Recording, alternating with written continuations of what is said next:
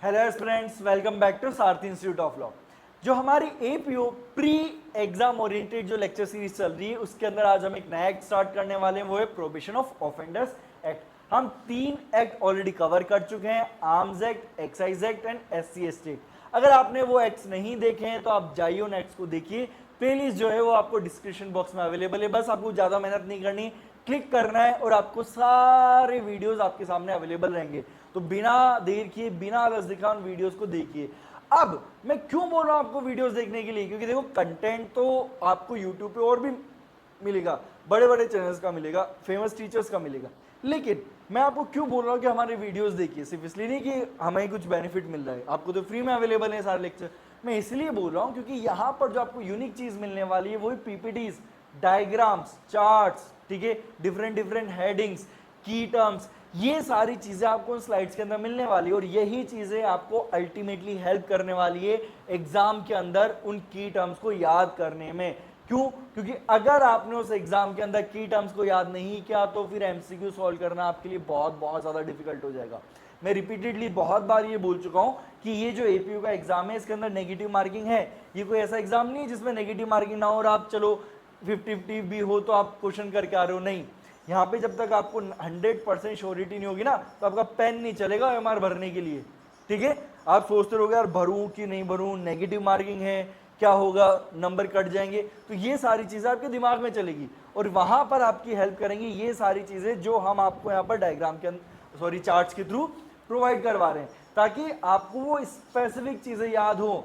ठीक है, और अभी अभी मैंने थोड़े दिन पहले यूट्यूब पर शॉर्ट भी डाला था बच्चों को ये समझाने के लिए कि कैसे आपको एक्चुअल में प्रिपरेशन करनी होती है, अलग अलग कलर के हाइलाइटर्स इस्तेमाल करने होते हैं। तो उसी थीम के ऊपर ये पीपीटीज बनी है, अलग अलग कलर, मल्टी कलर स्कीम हमने इसके अंदर इन्वॉल्व किए ताकि आपको वो चीजें याद रहें। हमारा मेन मोटिव है चीजों को याद करना, सिर्फ पढ़ना नहीं, याद करना।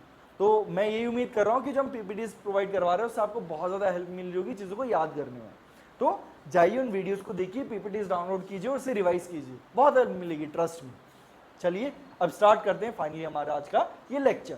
अब इस लेक्चर को स्टार्ट करने से पहले मैं फिर से अगेन एक और बात मैं रिपीट करूंगा कि जब भी आप कोई एक्ट पढ़ते हो तो उससे पहले आपको उस एक्ट के बारे में पता होना चाहिए कि एक्ट आया क्यों है, पर्पस क्या है, क्या एक्चुअल में ऑब्जेक्टिव अचीव करना चाहता है, ठीक है, सब्जेक्ट मैटर क्या है, क्या दिमाग में चल रहा था लोगों, मतलब लेजिस्लेचर्स के जब उन्होंने एक्ट बनाया। तो क्या होता है ना, ये सारी चीजें आपको प्रोविजन को समझने में हेल्प करती है।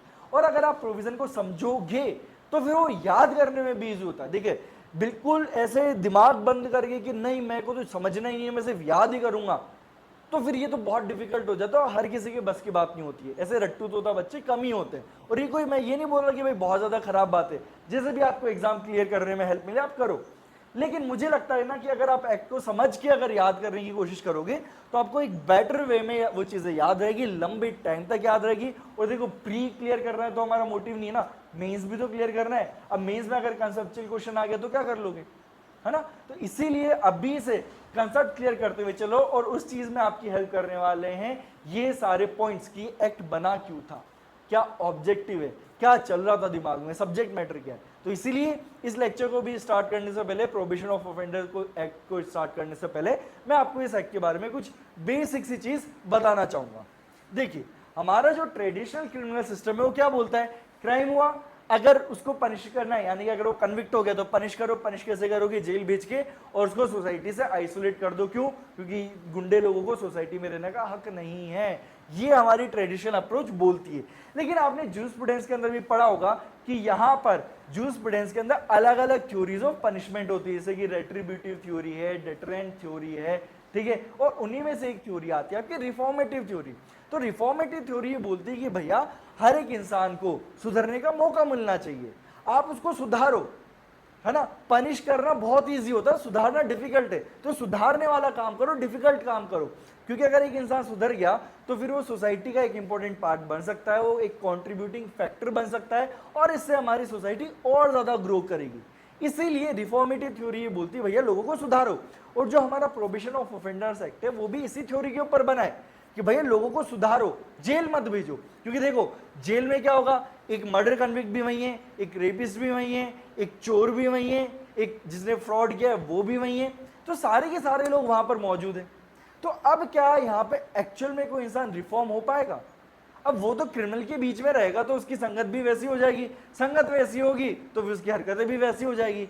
बोलते ना हम संगत का असर पड़ता है, तो एक दिन नहीं पड़ेगा, 2 दिन नहीं पड़ेगा, लेकिन 1-2 दिन के लिए कोई जेल भी नहीं जाता है पनिशमेंट में, जाते हैं महीनों के लिए, सालों के लिए। तो जब महीने साल के लिए वो उन लोगों के साथ है तो फिर ऐसे सिचुएशन में ऑब्वियस ही बात है उसके ऊपर भी इसी चीज का इम्पैक्ट पड़ेगा, और इम्पैक्ट पड़ेगा तो फिर वो जेल से निकल के भी वही काम करेगा। तो इसीलिए जो हमारी रिफॉर्मेटिव थ्योरी, जो प्रोहिबिशन ऑफ ऑफेंडर्स एक्ट यही बोलता है कि भाई इंसान को जेल मत भेजो, उसको सुधारो, सोसाइटी के अंदर रखो और सोसाइटी का एक इंपॉर्टेंट पार्ट बनाओ। उससे उम्मीद कर सकते हैं हम कि वो कंट्रीब्यूट करे सोसाइटी में, लेकिन उसके लिए आपको रिफॉर्म करना पड़ेगा। और यही हमारा प्रोहिबिशन ऑफेंडर्स एक्ट रिफॉर्मेशन पे फोकस करता है, लोगों को सेकंड चांस देने में बिलीव करता है, सोसाइटी के अंदर उनको इन्वॉल्व करके रखता है ताकि वो सोसाइटी के एक रेस्पॉन्सिबल सिटीजन बन पाए। तो ये है हमारा प्रोहिबिशन ऑफ ऑफेंडर्स एक्ट। और इसीलिए यहां पर आप देखोगे कि क्रिमिनल्स को, सॉरी कन्विक्ट्स को आप जेल नहीं भेज रहे हो, आप रिलीज कर रहे हो कि भैया जाओ सोसाइटी में रहो। तो इस तरीके से आप प्रोहिबिशन ऑफ ऑफेंडर्स एक्ट को पढ़ना। अब यहां पर जो बच्चों को दिक्कत आती है वो है 2 टर्मिनोलॉजी के अंदर, एक होता है एडमोनिशन और एक होता है प्रोहिबिशन। दोनों ही टर्म आपको यहां पर प्रोहिबिशन ऑफ ऑफेंडर्स एक्ट में देखने को मिलेगी। सेक्शन नंबर 3 जो एडमोनिशन से बात करता है और सेक्शन नंबर 4 जो डील करता है आपके प्रोहिबिशन से। तो अब जैसे मैंने बोला ना, बहुत से बच्चे जो अपना दिमाग एकदम बंद कर लेंगे, अरे यार छोड़ो कौन समझेगा, मैं तो रट लेता हूँ, वो रटने बैठ जाते हैं। अब उनको क्या दिक्कत आती है मेंस के अंदर, और ये मैं कोई हवा में बातें नहीं कर रहा हूँ, हमने एक्चुअल में टेस्ट सीरीज के अंदर बच्चों को करते हुए देखा है, या फिर जिन्होंने अपनी मेंस की आंसर कॉपीज मंगाई थी आरजीएस वाली, उनको भी कुछ बच्चों को गलती करते हुए देखा है, अलग अलग एग्जाम में गलती करते हुए देखा है। क्या क्वेश्चन आएगा, discuss the provision related to probation, इतना सा क्वेश्चन आ जाएगा।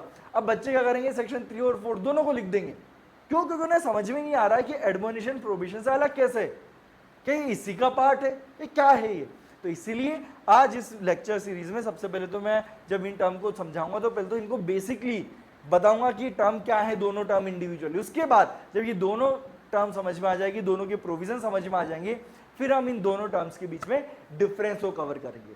तो इस तरीके से ये जो एक्ट की जो one of the most confusing चीज है वो भी आपको बड़े इजी वे में क्लियर हो जाएगी। तो आगे चलने से पहले मैं आपको एक इंफॉर्मेशन और देना चाहूंगा, और वो इंफॉर्मेशन है आपके एग्जाम रिलेटेड की, एग्जाम के लिए एक्चुअल में अब कैसे प्रिपेयर करें जब ऑलमोस्ट 1 महीना रह गया। क्योंकि देखिए अभी आपके लिए 1 महीना और 3-4 दिन बचे। अब 3-4 दिन को मैं काउंट नहीं कर रहा हूं, क्यों नहीं कर रहा हूं? क्योंकि देखो एग्जाम के 1-2 दिन पहले, यानी कि मुझे लगता है कि 31 अगस्त और 1 सितंबर, ये दिन 2 दिन तो आपसे कोई खास पढ़ाई होगी नहीं, टेंशन इतनी ज्यादा रहेगी एग्जाम की, ओके। और उसके अलावा राखी भी आ रही है, ठीक है, तो 3 दिन तो सीधे सीधे ये चले गए। इसके अलावा 1-2 दिन कभी आपका पढ़ने का मन नहीं करेगा, ये मॉनसून सीजन है, बीमारी भी आपको लग सकती है, बीमार हो सकते हो, ठीक है। तो मैं मान के चलता हूँ 4 से 5 दिन तो आपके गए, तो आपके पास रफली 1 महीना बचा। अब उस 1 महीने में करें तो क्या करें, पढ़ तो रहे। देखो पढ़ना सफिशिएंट नहीं होता, मैंने जैसे बोला ये एमसीक्यू और वो भी नेगेटिव मार्किंग के साथ, तो यहाँ पे आपको एक्यूरेसी चाहिए बहुत ही ज्यादा हाई लेवल पर। अगर एक्यूरेसी कम है ना, कॉन्फिडेंस कम रहेगा, तो फिर आप उतने अच्छे से एग्जाम को अटेम्प्ट नहीं कर पाओगे। और अगर आपने कॉन्फिडेंस के साथ एग्जाम को अटेम्प्ट नहीं किया तो भैया आप वैसे वैसे ही बाहर हो, फिर तो सोचो ही मत कि आपका एग्जाम क्रैक होगा। तो यहां पर आपकी हेल्प करने के लिए हमने हमारी टेस्ट सीरीज का शेड्यूल लॉन्च कर दिया है, जिसके अंदर आपको टोटल 40 पेपर्स मिलने वाले हैं। और प्रीवियस वीडियो में अगर आपको याद हो तो मैं 20 पेपर्स आपको बोलता था, लेकिन मैं साथ में ये भी बोलता था कि हमने एक रफ आइडिया आपको दिया है, हम हमेशा उससे ज्यादा ही देते हैं। चाहे हमारे आरजेएस की टेस्ट सीरीज हो, यूजीसी नेट की टेस्ट सीरीज हो, डीजेएस की टेस्ट सीरीज हो, जीजेएस की टेस्ट सीरीज हो, किसी भी टेस्ट सीरीज की आप बात कर लो, जितना हम बच्चों को बोलते हैं कि इतने टेस्ट अवेलेबल रहेंगे, हम उससे ज्यादा ही देते हैं। तो जो फाइनल हमने टेस्ट सीरीज के अंदर शेड्यूल बनाया तो उसमें 40 पेपर्स निकल के आए।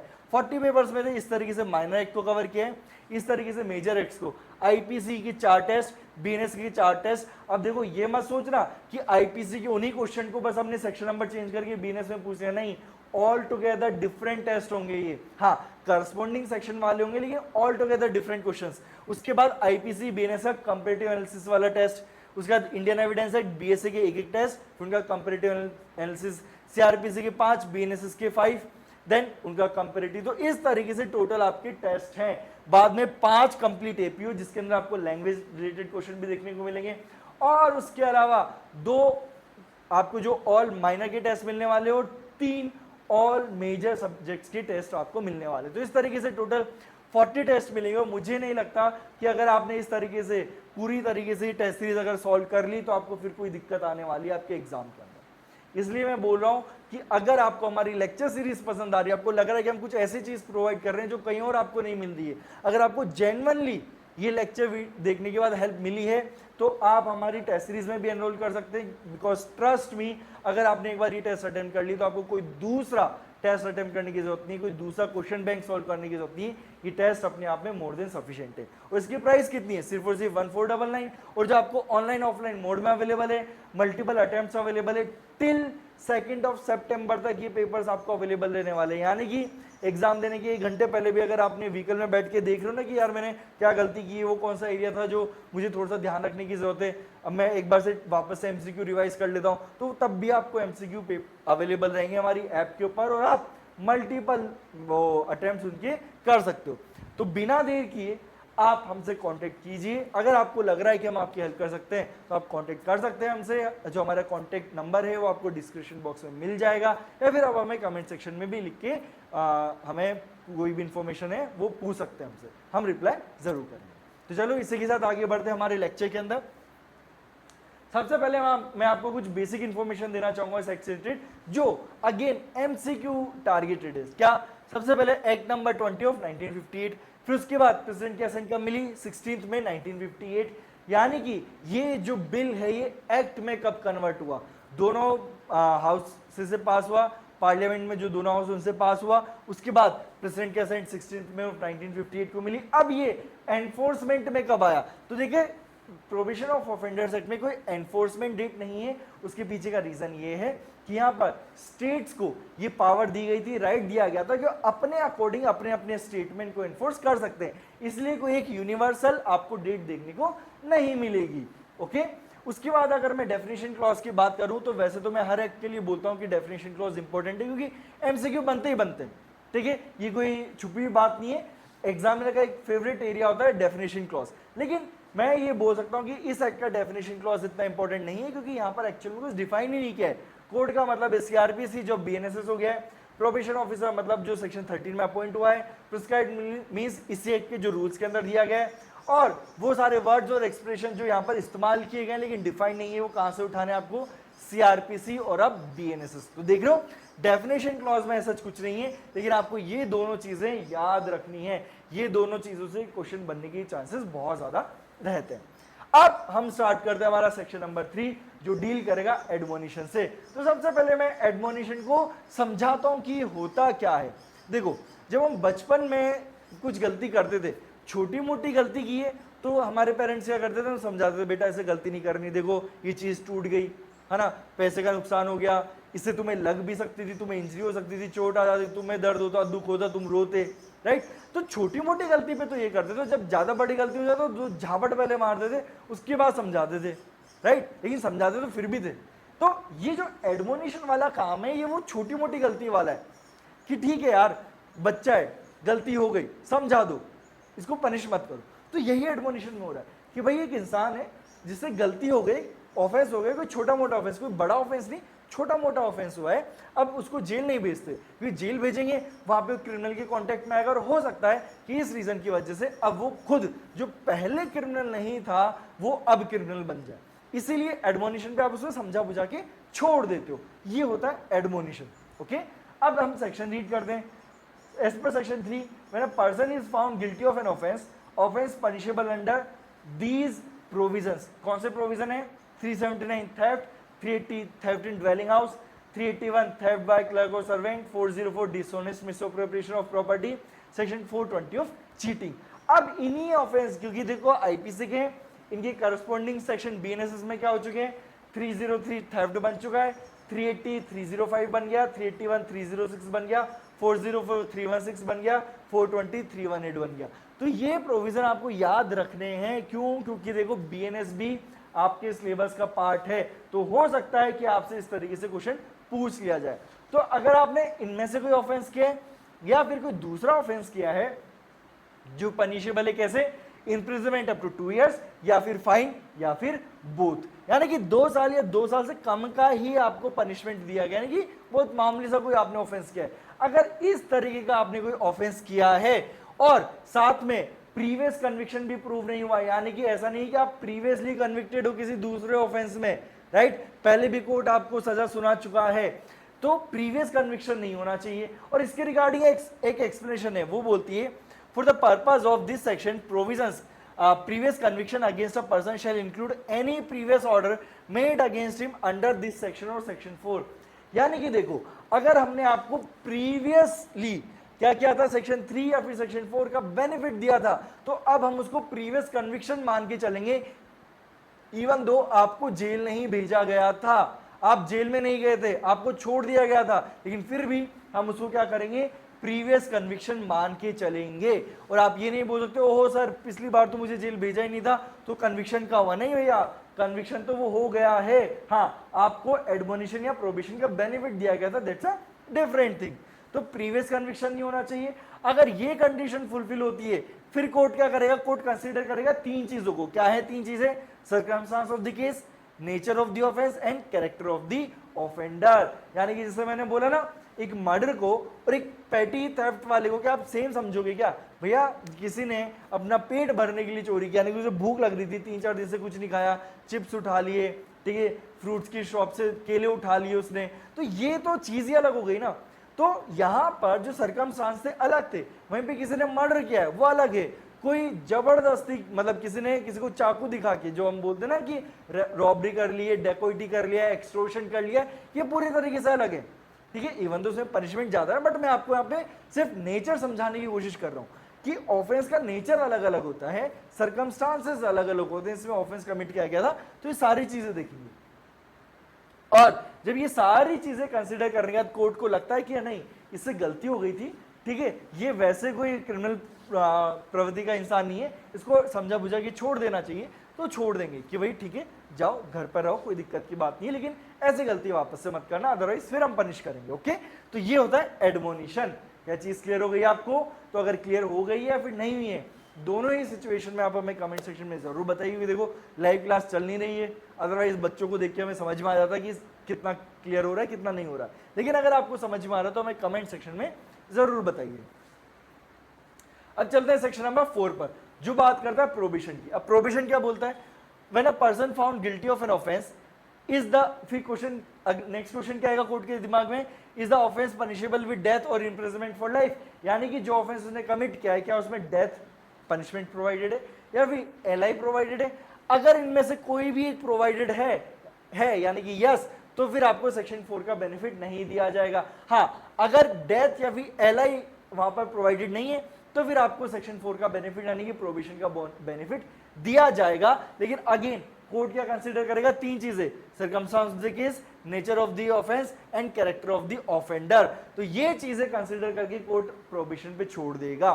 लेकिन अब ये प्रोबिशन क्या है, एडमोनिशन तो मैंने समझा दिया था, तो प्रोबिशन कैसे डिफरेंट है, क्योंकि यहां पर भी आपको छोड़ा जा रहा है और एडमोनिशन में भी छोड़ा जा रहा था। तो देखो डिफरेंस क्या है, डिफरेंस ये है कि एडमोनिशन में आपको फ्री कर दिया, समझा बुझा के बोल दे जाओ बेटा घर जाओ, हो गया आपका काम। प्रोबिशन में थोड़ा अलग होता है, प्रोबिशन में क्या होता है, आपको छोड़ तो देंगे लेकिन आपसे बॉन्ड भरवाएंगे, आपके ऊपर कुछ कंडीशन इंपोज कर देंगे कि आपको ये काम नहीं करने हैं, और अगर आपने वो काम की सेट ड्यूरेशन होती है 3 साल की, 3 साल या 3 साल से कम की हो सकती है, 3 साल तक नॉर्मली होती है, 3 साल से ज्यादा नहीं होगी।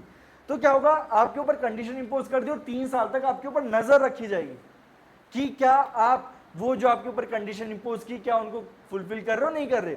अगर फुलफिल करते हो कोई बात नहीं, आप रहो जैसे रहना चाहते हो, लेकिन अगर आपने उन कंडीशन को ब्रेक किया, फुलफिल नहीं की, तो कोर्ट क्या बोलेगा, आ जाओ बेटा चलो जेल, आपको राजी राजी समझा रहे समझ में नहीं आ रहा, आपको जेल जाना पड़ेगा। यानी वो कहावत है ना, लातों की भूत बातों से नहीं मानते, तो कोर्ट ने समझा दिया भाई पहले तुझे समझा था ना बातों से कि समझ जा, मत कर ये ऑफेंस, ये मत कर हरकतें, सोसाइटी के अंदर एक अच्छा सिटीजन बन, लेकिन नहीं बन रहा भाई तू, तो आज अब जेल में, बातों से नहीं माना तो अब लातों समझाएंगे, लाते क्या है बेसिकली जेल जाना। तो ये होता है प्रोबेशन, यानी कि एडमोनिशन में आप फ्री हो, लेकिन प्रोबेशन में मैक्सिमम 3 साल तक तो आपके सर पर तलवार लटकती रहती है कि कोर्ट कभी भी आपको बोल सकता है कि आ जाओ जेल जाओ, अगर आपने वो कंडीशन फुलफिल नहीं की तो ये एक बेसिक डिफरेंस है प्रोबेशन और एडमोनिशन में। ओके, तो ये समझ में आया कि कब प्रोबेशन पे रिलीज करेंगे। फिर देखो यहां पर क्या होगा, court release the offender on his entry into a bond, bond fill करवाया जाएगा विद और without surety to appear and receive sentence when called upon during such period not exceeding 3 साल 3 ईयर, यानी कि 3 साल तक आपके ऊपर वो नजर रखी जाएगी कि भैया आप सही सलामत हो, सही तरीके से रह रहे हो या नहीं रह रहे। Keep the meantime and in the meantime to keep the peace and be of good behaviour, तो आपको ये सारी चीजें करनी पड़ेगी, तब जाके हम आपको क्या करेंगे, प्रोबेशन पर रिलीज कर देंगे। क्या आपको ये चीज क्लियर हो गई है, कोई भी दिक्कत की बात? तो अब यहां पर जो इंपॉर्टेंट आपको की चीजें याद रखनी, की पॉइंट्स याद कर रहे हैं, वो भी आपको यहां पर दी हुई है कि क्या क्या आपको याद रखना होता है। एग्जाम ट्रैप क्या करेंगे भैया, कौन सा ऑफेंस है जिस सिचुएशन में आपको क्या करेंगे, सेक्शन 4 का बेनिफिट मिल जाएगा, ठीक है। तो यहां पे क्या नहीं होना चाहिए, डेथ और इंप्रिजनमेंट फॉर लाइफ से वो पनिशेबल नहीं होना चाहिए। अब यहां पे जो ये बॉन्ड है, जो श्योरिटी है, उससे रिलेटेड कुछ चीजें प्रोवाइजो के अंदर दी हुई है। तो क्या है वो प्रोवाइजो, क्या है कंडीशन, ये मैं आपको बताता हूं। कोर्ट क्या ऑर्डर देगा प्रोबेशन पे जब रिलीज करेगा, विद श्योरिटी या फिर without surety. With surety without surety क्या होता है, विद श्योरिटी का मतलब है कि भैया आप एक इंसान को लेके आओगे कोर्ट में और वो आपकी जिम्मेदारी लेगा कि हाँ साहब आप इसको छोड़ दो, ये गलती नहीं करेगा, सारी कंडीशन फुलफिल करेगा। तो इस तरीके से आप विद श्योरिटी करते हो, और विदाउट श्योरिटी कोर्ट को लगता है कि ठीक यार हमें कोई नहीं चाहिए बंदा, तेरी बात पे हम भरोसा कर रहे हैं, तो होता है विदाउट श्योरिटी। लेकिन इस तरीके से बॉन्ड भरवाते हुए कोर्ट इन चीजों के ऊपर भी ध्यान देता है, क्या, to appear and receive sentence when called upon during such period, यानी सॉरी यहां पर श्योरिटी वाली कंडीशन होगी। हाँ, क्या देखा जाएगा बॉन्ड पर रिलीज करते हुए कि भैया the court shall not direct such release unless it is certified that the offender or his surety if any has, यानी कि श्योरिटी या फिर जो ऑफेंडर है जिसको हम रिलीज कर रहे हैं, हैज फिक्स्ड प्लेस ऑफ अबॉर्ड, यानी कि उसके पास एक फिक्स प्लेस, परमानेंट रेजिडेंट होना चाहिए, कहां पर, जहां पर वो कोर्ट का जुरिडिक्शन एप्लीकेबल है, या तो उसका घर हो, परमानेंट प्लेस ऑफ रेजिडेंस हो, या फिर वो उस जगह पर काम करता हो, यानी कि वो जिस कंपनी में जॉब करता है, जहां पर भी काम करता है, जो बिजनेस कर रहा है, वो बिजनेस का होना चाहिए उस कोर्ट का जहां पर जुरिडिक्शन है वहां पर अप्लाई करना चाहिए, और या फिर in the place over which the court exercises jurisdiction or in which the offender is likely to live during the period of for which he enters into the bond, यानी अगर आपके पास फिक्स प्लेस ऑफ अबॉर्ड भी नहीं है, आप regularly वहां पर काम भी नहीं कर रहे हो, लेकिन आप बोलोगे कि ठीक है सर जब तक मुझे बॉन्ड फुलफिल करना है तब तक मैं क्या करूंगा, यहाँ पर आकर रह लूंगा।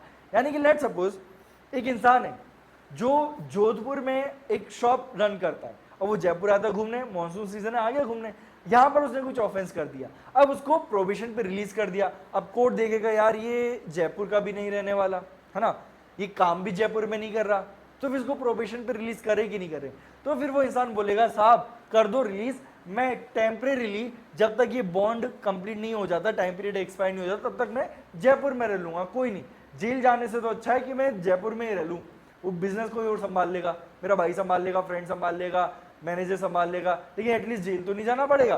तो ये आपको चीजें देखनी होती है। ये चीज क्लियर हो गई आपको कि चाहे वो रियल ऑफेंडर हो या श्योरिटी हो, दोनों में से कोई एक का एटलीस्ट क्या होना चाहिए, फिक्स प्लेस ऑफ अबॉर्ड होना चाहिए, या रेगुलर ऑक्यूपेशन होना चाहिए, फिर टेम्परेली वो उस एरिया में रिसाइड करे जहां पर कोर्ट का क्या है, जुरिडिक्शन एग्जिस्ट करता है। तो ये कंडीशन बॉन्ड पर छोड़ने से पहले, प्रोबेशन पर छोड़ने से पहले कोर्ट इन चीजों को भी कंसीडर करता है। आगे चलते हैं। अब यहां पर किस तरीके से रिलीज किया जाता है, तो यहां पर प्रोबेशन ऑफ ऑफेंडर्स एक्ट के अंदर क्या करना होता है, जो प्रोबेशन ऑफिसर है उसकी रिपोर्ट को भी कंसीडर करना होता है। लेकिन यहां पर एक चीज है जो बच्चे बहुत ज्यादा गलती करते हैं, देखो यहां पर क्या लिखा हुआ है, before making any order under section 4 subsection 1 the court shall take into consideration the report if any of the probation officer, यानी कि अगर कोई रिपोर्ट अवेलेबल है तो आपको कंसीडर करनी है। यानी कि आप प्रोबेशन ऑफिसर से ये नहीं बोलोगे भाई कि तू रिपोर्ट प्रोवाइड करवा ही करवा, लेकिन अगर है तो आपको कंसीडर करना मैंडेटरी, अगर नहीं है तो फिर आप उसको जानने दोगे कि चल ठीक है यार कौन रिपोर्ट मंगाए, मुझे वैसे ही चीज समझ में आ रही है। तो यहां पर इस तरीके से अगर रिपोर्ट अवेलेबल है तो ही उसे कंसीडर करना जरूरी है, अदरवाइज कंसीडर करोगे नहीं, मतलब कि आप उसको प्रोबेशन ऑफिसर को ये नहीं बोलोगे भैया रिपोर्ट बना के दे, ये नहीं है। ओके, अब प्रोबेशन ऑफिसर क्या करेगा, बेसिकली इन्वेस्टिगेट करेगा, जो हमने देखा ना, नेचर ऑफ द ऑफेंस, ठीक है, circumstance of the offence, then character of the offender. तो ये सारी चीजें कौन इन्वेस्टिगेट करेगा? Probation officer. फिर वो उस रिपोर्ट को बनाएगा, कोर्ट को देगा, और कोर्ट उस बेसिस पे क्या करने वाला है? अपना डिसीजन देगा कि प्रोबेशन पे छोड़ना भी है या फिर नहीं छोड़ना है। यहां पर इस तरीके से की पॉइंट है, the court is not bound by the report but shall consider it. Report is not mandatory in every case, the word if any give discretion. यानी कि भैया सबसे पहले तो मैंडेटरी नहीं है हर बार कि रिपोर्ट हुई हो, और अगर रिपोर्ट अवेलेबल भी है तो कोर्ट के ऊपर वो रिपोर्ट बाउंड नहीं है। प्रोबेशन ऑफिसर ने बोला कि साहब ये इंसान लायक नहीं है सोसाइटी में रहने के, तो कोर्ट इस चीज को एक्सेप्ट करने के लिए बाउंड नहीं है। कोर्ट अपना डिस्क्रिप्शन इस्तेमाल करेगा और उसके बाद वो अपने अकॉर्डिंग अपना फाइनल जजमेंट देगा। आगे चलते हैं। Next, supervision order. ठीक है, अभी तक हम क्या देखते हैं? श्योरिटी हमने देख लिया, प्रोबेशन ऑफिसर की रिपोर्ट देख ली, अब हम देखते हैं सुपरविजन ऑर्डर। जो मैंने आपको बोला था ना कि जब आपको प्रोबेशन पे छोड़ा जाएगा तो आपके ऊपर नजरें रखी जाएगी, तो यही नजर रखने का काम किया जाएगा सुपरविजन ऑर्डर के अंदर। तो यहाँ पे क्या बोला गया? द कोर्ट में if it is of the opinion that in the interest of the offender and of the public it is expedient so to do, in addition pass a supervision order. क्या होगा यहाँ पर? अगर court को लगता है कि हमें क्या करना है? सुपरविजन ऑर्डर भी पास करना है। सुपरविजन ऑर्डर पास करने के दो ग्राउंड दिए हुए हैं, इन the interest of the offender and of the public. तो कई बार ये एमसीक्यू बनता है that on what basis, on what grounds the court में order pass a supervision order. तो बच्चों को क्लिक ही नहीं करता, यार ऐसा तो हमने कुछ देखा ही नहीं है ग्राउंड। देखा है, ये हिडन ग्राउंड है, ये आपको ध्यान रखने की जरूरत है। That in the interest of the offender and of the public supervision order जो है वो पास किया जाएगा। उसके बाद सुपरविजन ऑर्डर की जो ड्यूरेशन रहेगी कितनी रहेगी? For such period not less than 1 year, यानी कि सुपरविजन ऑर्डर 1 साल से कम का नहीं हो सकता है। Okay, then subsection 4, court shall require the offender before release to enter into bond with और विदाउट श्योरिटी। तो ओके, ये कंडीशन अब हाँ क्या कंडीशन रहेगी? देखो, रेजिडेंस, जो हमने रेजिडेंस वाला देख लिया है, एब्सटिनेंस फ्रॉम दी इंटॉक्सिकेशन, यानी कि भैया जब तक तुमने बॉन्ड की ड्यूरेशन को फुलफिल नहीं किया तब तक दारू वारू नहीं पीनी, किसी भी तरह का कोई नशा नहीं करना है। सेम ऑफेंस है, कोई दूसरा ऑफेंस नहीं करना है, लिखा हुआ है ना, to prevent repetition of the same offence और commission of the other offence, ये नहीं करना है। और कोर्ट को लगता है तो कोई दूसरी कंडीशन भी वो यहाँ पर क्या कर सकता है? इंपोज कर सकता है। तो ये सारी चीजें आपको सबसेक्शन 4 में देखने को मिलेगी। क्या कंडीशन हो गई? उस जगह पर रहना है, नशे नहीं करने हैं, सेम ऑफेंस है, कोई दूसरा ऑफेंस नहीं करना है, और कोई भी दूसरी कंडीशन जो कोर्ट को लगती है कि इंपॉर्टेंट है तो वो कंडीशन यहां पर इंपोज की जा सकती है। ये है हमारा सबसेक्शन 4।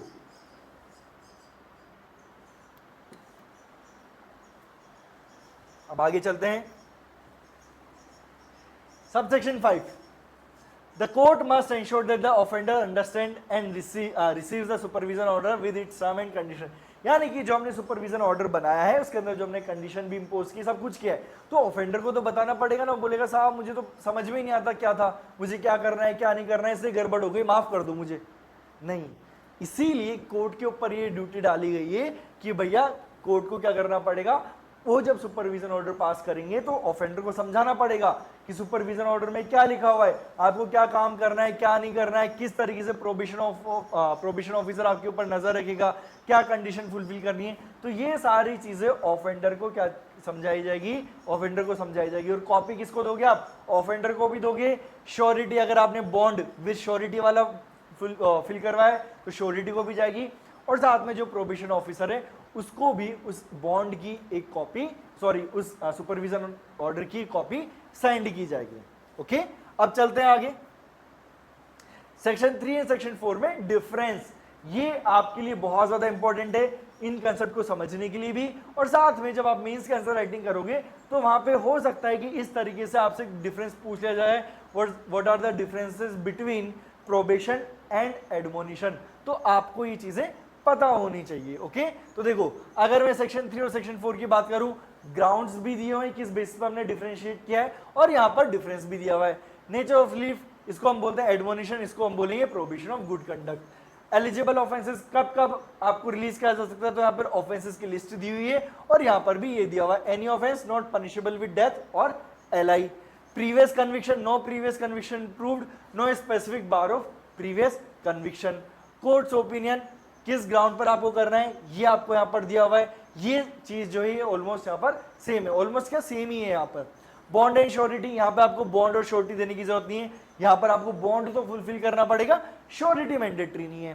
ठीक है, कंडीशन, कोई कंडीशन इंपोज नहीं होती है, यहाँ पे कंडीशन इंपोज की जाती है, कोई पीरियड नहीं है एडमोनिशन का, यहाँ पर मैक्सिमम 3 साल है, कोई सुपरविजन ऑर्डर नहीं है, यहाँ पे सुपरविजन ऑर्डर है।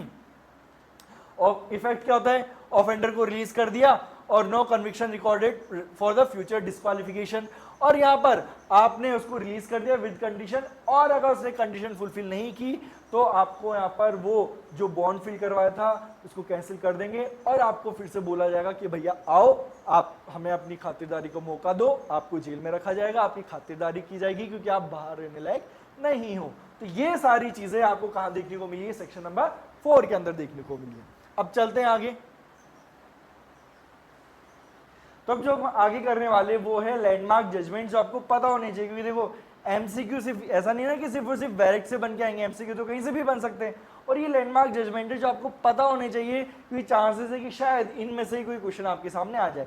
सबसे पहला जजमेंट है Lakhvir Singh versus state of Punjab 2021 का जजमेंट है। इसके अंदर बोला गया था benefit of probation is not excluded by provision of mandatory minimum sentence prescribed for offence under IPC if the law has been enacted after 1958 after probation of offender act and penal provision doesn't contain any non-obstante clause, the accused may be released on probation। देखो यहाँ पर क्या हुआ था ना, क्या issue create हुआ कि भाई प्रोबेशन में आपने क्या बोला कि आपको छोड़ देंगे, सजा नहीं देनी है, ठीक है भाई मान लिया, लेकिन आईपीसी में या किसी दूसरे पिनल कोड में बहुत सारे ऐसे पनिशमेंट होते हैं जिसमें होता है मिनिमम, यानी कि मिनिमम आपको 1 साल, मिनिमम 2 साल, 3 साल, 4 साल तो सजा मिलेगी ही मिलेगी, यानी कि आपको मिनिमम 2 साल तो जेल में रहना ही रहना पड़ेगा।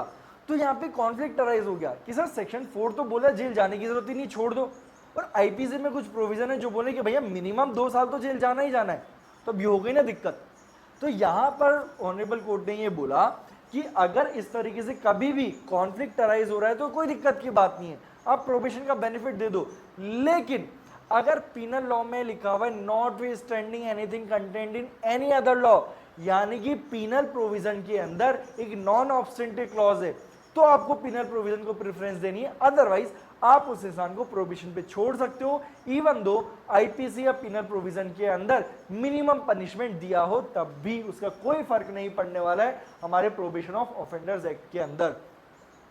Next judgment, state of Maharashtra versus Natwara 1980।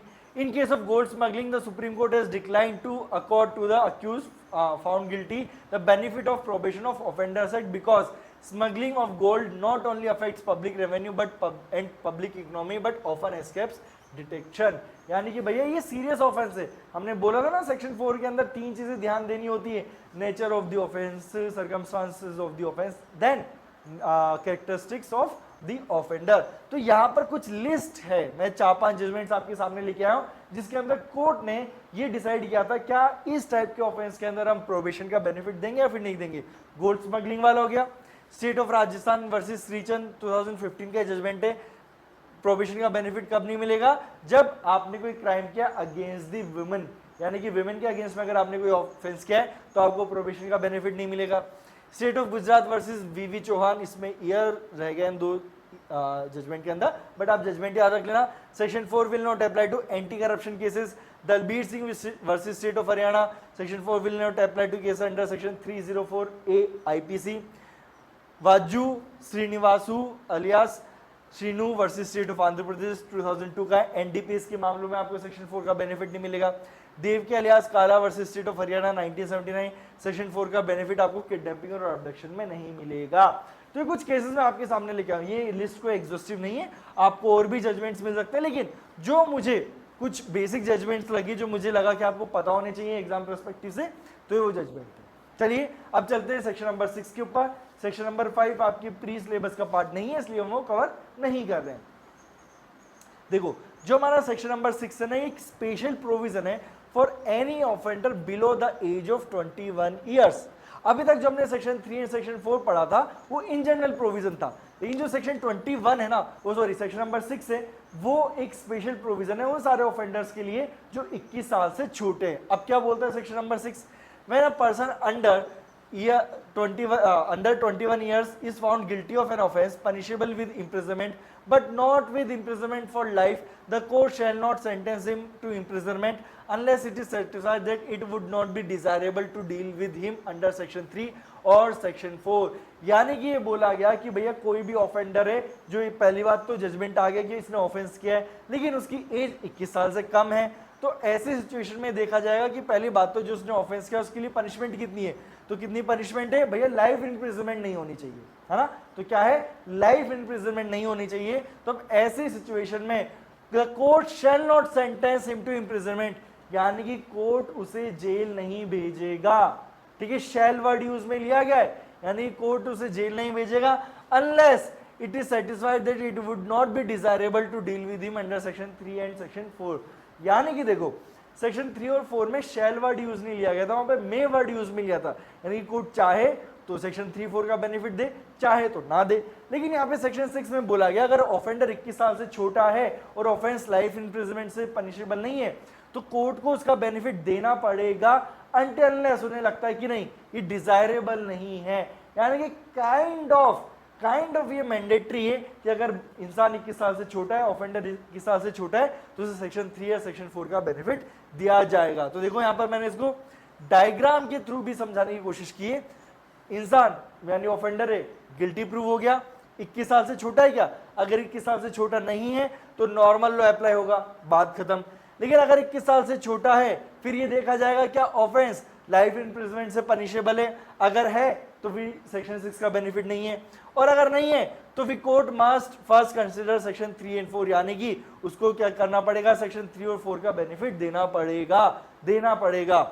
It would be desirable, और कब नहीं दोगे, it would be desirable to deal with him under section 3 और 4। अगर ऐसा क्वेश्चन पूछा जाएगा, अगर है तो सेक्शन 3 और 4 का बेनिफिट दे दो, अगर डिजायरेबल नहीं है तो कोर्ट उसके ऊपर इम्प्रिजनमेंट इंपोज कर सकता है, but must record its reason for doing so. यानी कि अगर आपने उसको सेक्शन 3 और 4 का बेनिफिट नहीं दिया तो आपको रीजन लिखना पड़ेगा कि आप क्यों नहीं दे रहे हो। क्या सेक्शन 3 और 4 में हमने ऐसा कुछ देखा था, नहीं। यानी कि अगर आपने किसी नॉर्मल ऑफेंडर को सेक्शन 3-4 का बेनिफिट नहीं दिया चलेगा, या आपके ऊपर है, लेकिन अगर आपने सेक्शन 6 को फॉलो नहीं किया और 21 साल से छोटा ऑफेंडर है और आपने उसको प्रोबेशन या फिर एडमोनिशन का बेनिफिट भी नहीं दिया, तो अब आपको क्या करना पड़ेगा, रीजन लिखना पड़ेगा कि आप क्यों उसको सेक्शन 6 का बेनिफिट नहीं दे रहे हो। तो ये सेक्शन 6 का सबसेक्शन 1 है।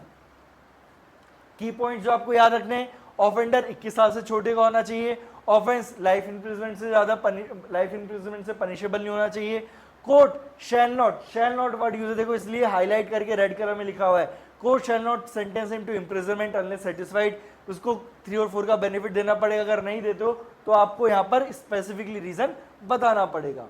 अब आगे क्या दिया हुआ है सबसेक्शन 2 में, for the purpose of satisfying itself whether it would be desirable to deal under section 3 और 4 with the offender referred to in subsection 1, the court shall call for a report from a probation officer and consider the report if any and any other information available to relating to the character and physical and mental condition of the offender।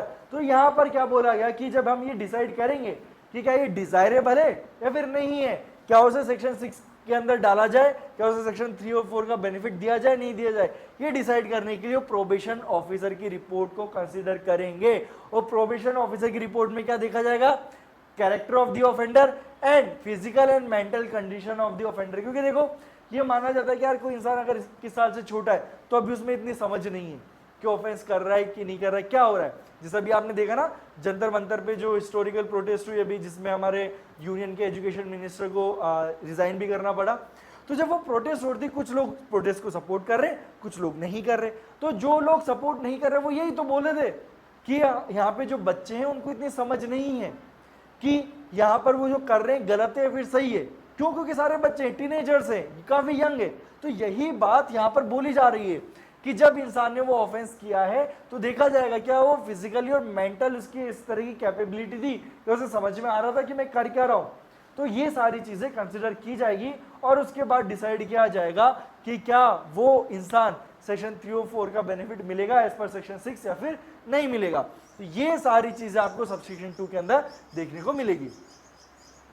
अब आगे चलते हैं। यहाँ पर आपके कुछ landmark judgments है जो आपको ध्यान रखने हैं। सबसे पहले तो जो ये बोला जा रहा है कि इंसान 21 साल से छोटा होना चाहिए, ऑफेंडर 21 साल से छोटा होना चाहिए, तो कब? जब उसने ऑफेंस किया तब, या फिर जब उसको पनिश किया जा रहा है तब। तो ये आपको देखने को मिलेगा रामजी मिसाल वर्सेस स्टेट ऑफ बिहार 1963 का जजमेंट है। तो यहाँ पर कोर्ट ने डिसाइड किया, the question of age of person is relevant not for the purpose of determining his guilt but only for the purpose of punishment and benefit of provisions of Prohibition of Offenders Act. Therefore, if the court finds out that the offender was not under 21 years of the age on the date of passing of sentence, then section 6 subsection 1 will not apply. यानी कि यहाँ पर आपको जो offender है उसकी as किस दिन देखनी है, जिस दिन ऑफेंस किया उस दिन, या फिर जिस दिन कन्विक्शन हुआ उस दिन। तो भैया कोर्ट ने साफ साफ बोल दिया जिस दिन कन्विक्शन हुआ है, जिस दिन सेंटेंस आप पास कर रहे हो उस दिन एज देखनी, ना कि ऑफेंस वाले दिन। यानी अगर मैं बोलूं कि किसी इंसान ने जब ऑफेंस किया तो उसकी उम्र थी 19 साल, ट्रायल चलते चलते 6 साल निकल गए तो वो हो गया 25 साल का, तो क्या अब उसे सेक्शन 6 का बेनिफिट दिया जाएगा? नहीं दिया जाएगा। क्यों? क्योंकि जब उसे कन्विक्ट किया जा रहा है, जब उसे सेंटेंस सुनाया जा रहा है, तब वो 25 साल का हो चुका है।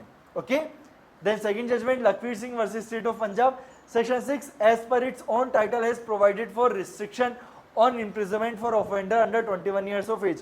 Thus, it is mandatory in nature and acts as an injunction for courts to follow if all the conditions of section 6 are fulfilled. The words court must not sentence directly indicate that it is mandatory subject to other condition. यानी कि court ने बोल दिया कि भैया ये जो section 6 एक मैंडेटरी प्रोविजन है, वहीं पे जो सेक्शन 4 था, सेक्शन 3 था, मैंडेटरी नहीं था। तो जो मैं आपको बार बार बोल रहा हूँ, सेक्शन 6 ऐसे है कि भैया जो 21 साल से छोटा इंसान है उसको पनिश मत करो, उसको रिफॉर्म करो, इसलिए सेक्शन 6 को मैंडेटरी डिक्लेयर किया जा रहा है कि सेक्शन 6 मैंडेटरी है। अगर जो कंडीशन सेक्शन 6 में डाली गई है फुलफिल होती है तो वो मैंडेटरी है, आपको देना पड़ेगा। जबकि सेक्शन 3 और 4 में ऐसा कुछ मैंडेटरी नहीं था, कोर्ट का मन किया तो बेनिफिट देंगे, अदरवाइज वो बेनिफिट नहीं दिया जाएगा। तो ये है आपका सेक्शन नंबर 6 और उसके 2 लैंडमार्क जजमेंट जो आपको पता होने चाहिए। और इसी के साथ हमारा जो प्रोहिबिशन ऑफ ऑफेंडर्स एक्ट इसका जो प्री का सिलेबस का पोर्शन है वो कंप्लीट हो चुका है। तो आई होप आपको पूरा जो सेक्शन 1 से लेके सेक्शन 4 देन सेक्शन 6 वाला जो पोर्शन था समझ में आ गया होगा। जो इंपॉर्टेंट टर्म्स है वो समझ में आ गई होगी, एडमोनिशन एंड प्रोहिबिशन में डिफरेंस समझ में आया होगा, लैंडमार्क जजमेंट्स भी आपको समझ में आ होंगे। अगर आपको सब कुछ समझ में आ गया तो भैया देर किस बात की, चैनल को सब्सक्राइब कीजिए, बेल आइकन दबाइए एंड इस वीडियो को लाइक जरूर कीजिए। इन वीडियोस को, हमारी प्लेलिस्ट को अपने फ्रेंड्स के साथ शेयर कीजिए अगर आप अपने फ्रेंड्स का भला चाहते हो तो।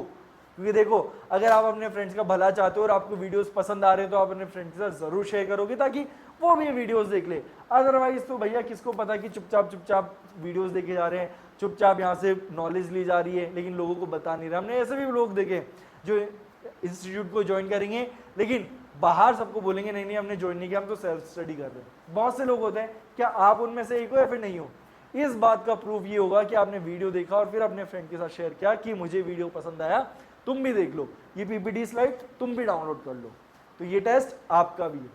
तो चलिए इसी के साथ कंप्लीट करते हैं हमारा आज का लेक्चर। अब कल की क्लास में एक नया सब्जेक्ट स्टार्ट करेंगे, एक नए ऑब्जेक्ट के साथ, कुछ नए प्रोविजंस के साथ। तब तक के लिए गुड बाय।